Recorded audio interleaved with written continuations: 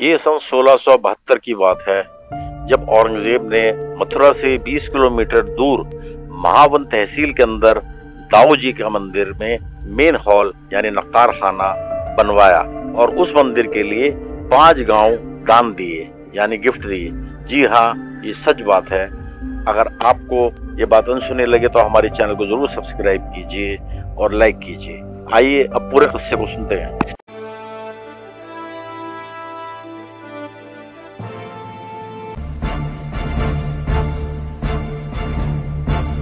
जब महाभारत में न्याय और अन्याय के बीच युद्ध हो रहा था यानी जंग चल रही थी, तब बलराम जी ने अपने भाई कृष्ण जी का साथ दिया। ये उनका नाम बलदेव था, लेकिन उनको प्यार से दाऊ जी कहा जाता था, तो ये बलदेव दाऊ जी के नाम से मशहूर हुए। यहाँ का जो मंदिर है बलदेव दाऊ जी का मंदिर कहलाता था।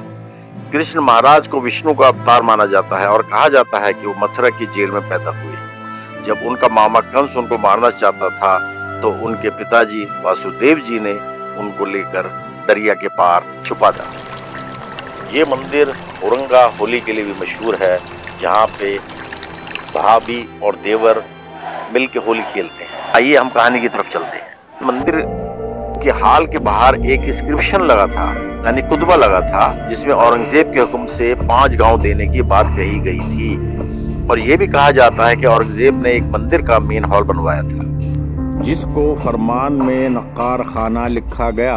ये सन 1672 की बात है। उसने 5 गांव उस मंदिर की देखभाल के लिए दिए थे और ताकि इस मंदिर का खर्चा चल सके। इसके अलावा औरंगजेब ने कुछ काशी और मथुरा के मंदिरों को डोनेशन भी दिए थे। इसी तरह उसने मुख्तलिफ मंदिरों को माली मदद की थी। जैसा कि उसके बुजुर्गों का दस्तूर था, हमें ये याद रखना चाहिए, हर शहंशाह की तरह औरंगजेब एक एम्पायर मैनेज करता था।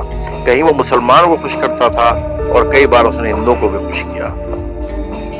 मशहूर हिस्टोरियन BN पांडे ने भी इस किस्से को अपनी किताब में कोट किया है। इस टेम्पल के केयरटेकर जनाब अनिल कुमार पांडे भी हैं।